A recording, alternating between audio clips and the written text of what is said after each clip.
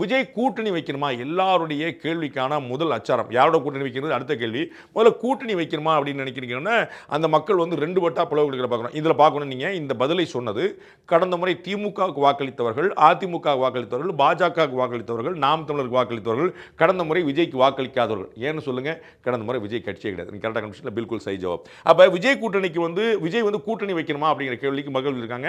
விஜய்க்கு வாக்களித்தவர்கள் தவிர அத்தனை பேர்த்தையுமே நம்ம கேட்டிருக்கோம். 2989 கேட்டபோது கூடாது, விஜய் கூட கூட்டணி வைக்க கூடாது அப்படின்னு 26% மக்கள் சொல்லியிருக்காங்க. அவர் தனியாகத்தான் போட்டியிட வேண்டும் அப்படின்னு எல்லா தரப்புலையும் இருந்து, அதாவது திமுக, அதிமுக, பாஜக, நாம் தமிழர் வாக்களித்த எல்லாருமே சேர்ந்து அதில் ஒரு 26% மக்கள் விஜய் தனியாக போட்டியிட வேண்டும் அப்படிங்கிற பதில் சொல்லியிருக்காங்க.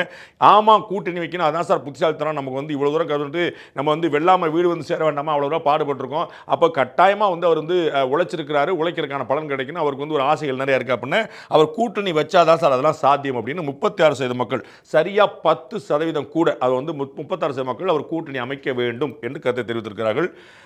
பிறகு பார்க்கலாம், தெரியாது, கருத்தில்லை, அவருடைய இஷ்டம், வச்சா என்ன வைக்காட்டி என்ன, இது எல்லாமே சேர்த்து 38%, ஒரு 2% கூட இருக்குன்னு பார்க்கணும்.